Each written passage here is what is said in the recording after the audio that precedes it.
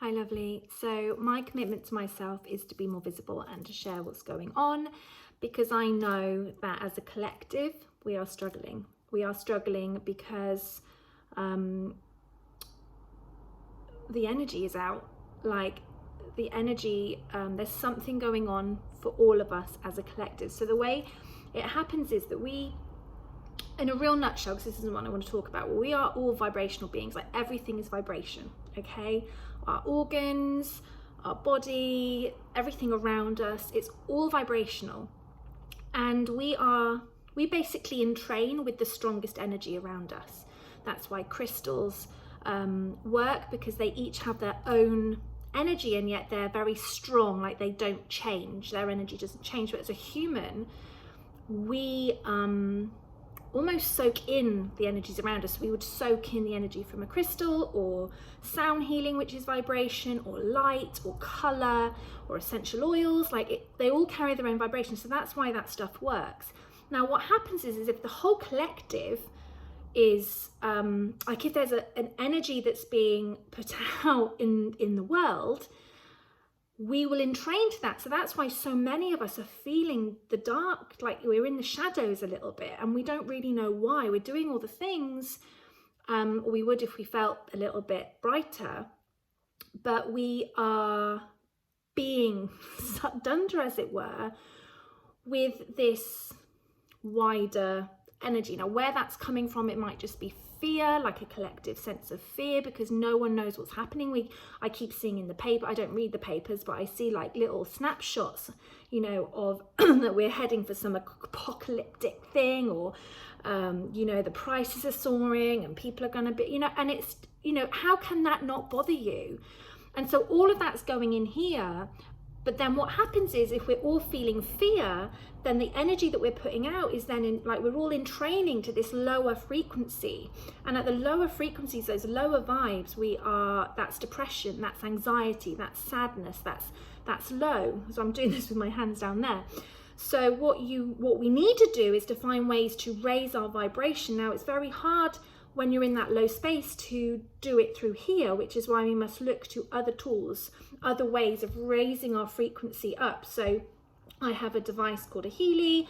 I use, I'm drinking gem water, crystals, like everything I can. I'm throwing it all at me, because I can't do this by myself, But the more of us that stand together, the more of us that join together and raise our frequencies, and start to feel healthier energetically, the more we will start to entrain those around us, and we can start to reverse that cycle. So to me, life is a cycle, and we're either going down or we're going up. And so at the moment, I feel there's this real vortex energy bringing us down, and we need to reverse that and start bringing it up. And we can only do that when we take our own responsibility for our own energy, because the truth is that as humans, there is inevitable that we are going to go to those dark places.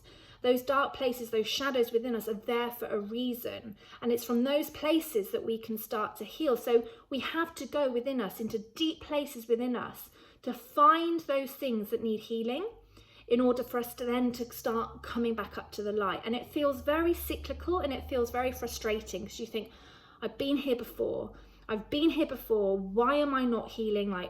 This doesn't work, I'm back. But it is just the nature. Everything is cyclical.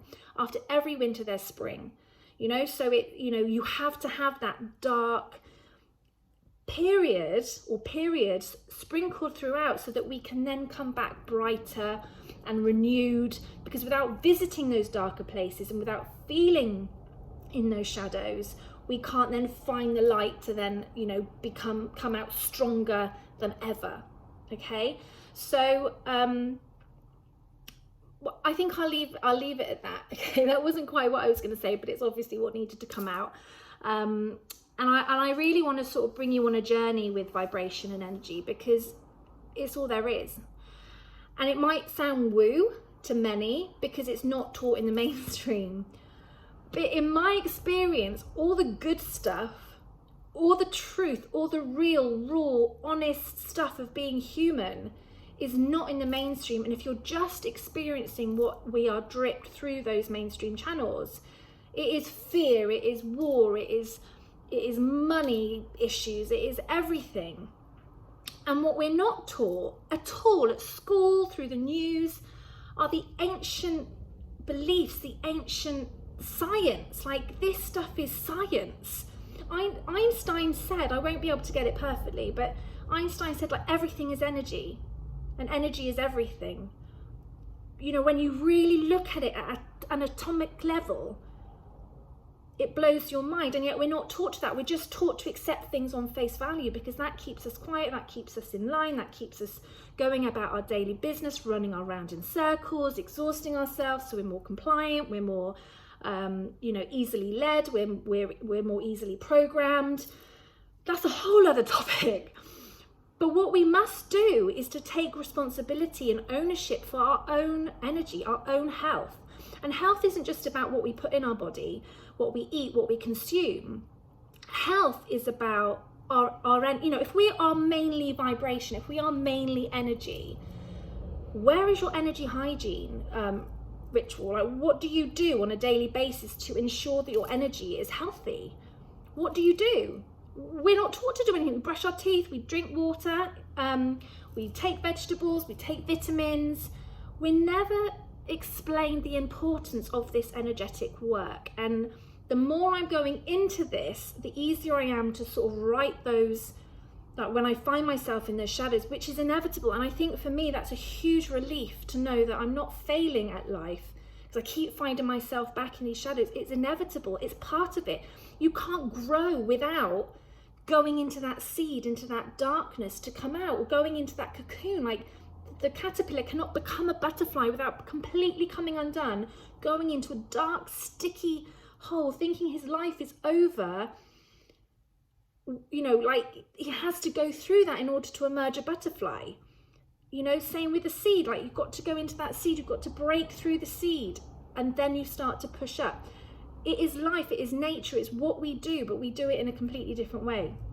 So that's what I wanted to share today. Now, I'm not gonna promise daily videos, so I need to ease myself back in, but I used to do videos a lot. I used to do a podcast. I used to be a different person, and I think what's happened is I've had to go what I've just spoken about. And I'm not saying that my energy is at a place where I can come and rock it every day, but today, you know, when I've started talking, this isn't what I was going to talk about at all, but as soon as I open my mouth to the camera, it's what needs to come out, and it's what I'm passionate about: energy, vibration, you know, all of that stuff, because we're not taught it. And when you learn actually when you really look in, I'm going to be quiet in a minute, where you really look at some of the studies that show the effect on water, and how water contains the frequency. So for instance, there was a scientific experiment. A little vial of poison went into this jug of water. Now, nothing leaked, just the vial. Yeah, nothing leaked at all. It's completely sealed. That water was then fed to rats, and those rats died. Okay, the water was completely clear. There was no traces of the poison. It was the molecular structure, like the water changed. It adopts the molecular structure of the poison. Same with gem water. If you put crystals in water, the water takes on that structure, that vibration. And I know it sounds crazy, but there's so much science, there's so much study done on this, on the study of water, and how just kind words and hurtful words can change the structure of the water you drink. So if you think that we're drinking out of a tap, we don't know what's going in. It could test clear, but we don't know how the water that we're drinking out of our tap is affecting our mental health. I mean, if you said that to someone that is not on this page, they will think you a conspiracy theorist. They will think you crazy. Why do we dismiss things so easily without actually looking at it and going, okay, I'm drinking this stuff every day. I'm going to take responsibility for my own health. Let's look into Dr. Emoto's work. Let's look into the structure of water. Let's look into it. Okay, and if that's possible, how can this not be possible? How can this not be an option? And that's the way I approach life. I'm not adverse to conspiracy theories, because I think the truth lies somewhere in between. And unless we're exploring and investigating things outside of the mainstream media, we have no way of knowing the truth, because otherwise we're literally just being fed what the government want us to know. And I'm not saying they're out to hurt us, I'm not saying any of that stuff, but it's like we're just like relinquishing our responsibility, going, I just do, like, whatever they say is right is right. Not on my watch. Like, you know, and so if you can believe that we're mainly water, like 70% water, so if that can happen to a vessel of water, just think about what we're putting on our body and how harmful that is. So there's the water element. And then you think about the vibration like around us, like the EMF frequencies from our phones, all of that stuff, and drinking water out of plastic bottles, all those plastic molecules that sort of go into the water, into us. Like, this is what's going on for us right now. Anyway, I'm going to stop talking because I'm literally going off on a tangent, but I just wanted to share that with you, and I will see you again. I hope you found that helpful. Anyway, lots of love. Bye for now.